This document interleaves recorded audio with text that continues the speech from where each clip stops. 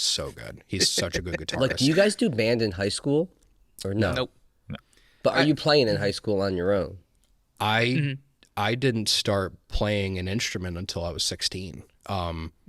I was, as probably everyone in Chatham and anyone that is any remotely close to me knows, I was obsessed with Guitar Hero. And that just wound up being a transferable skill down the line to me knowing about rhythm and stuff like that. So I started getting obsessed with the game, got really good at it. Couldn't find anyone to beat me. They had online mode.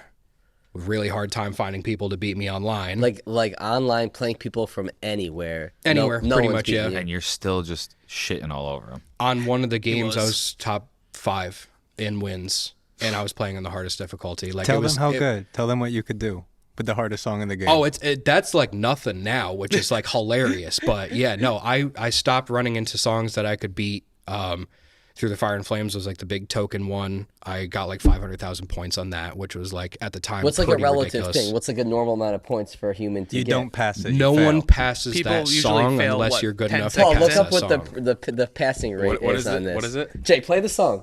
It's Through the Fire and Through the the Fire and Flames. Flames by Dragon Force. Now, this is how you got into playing music or being interested in playing music. I can literally only describe it by transferable skill because this game taught me about rhythm because it started with the guitar controller and then switched to the drum controller. And then at the time I was binge listening to Metallica, which is like my favorite band of all time. And I looked up videos on Lars Ulrich playing, And that's pieced the it together in my Metallica brain. drummer, Yep. right, Lars? and then pieced it together in my brain.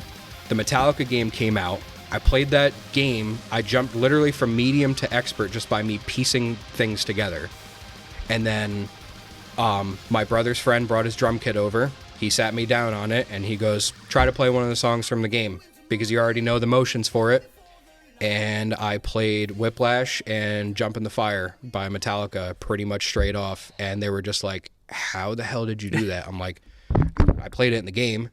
It's pretty much the same motions. You just gotta, this pad equals what this drum is, and this pad equals what this cymbal is, and stuff like that. And you just kind of, I went down what I can only describe as a very unhinged obsession with looking up on YouTube, watching all these drummers, listening to Metallica, placing those notes, stuff like that. I looped their first 5 albums, I kid you not, probably 60 times at a shot while I would just sit there and play Halo with all of my friends at the time, Devin, Jordan, Justin, our buddy Brad.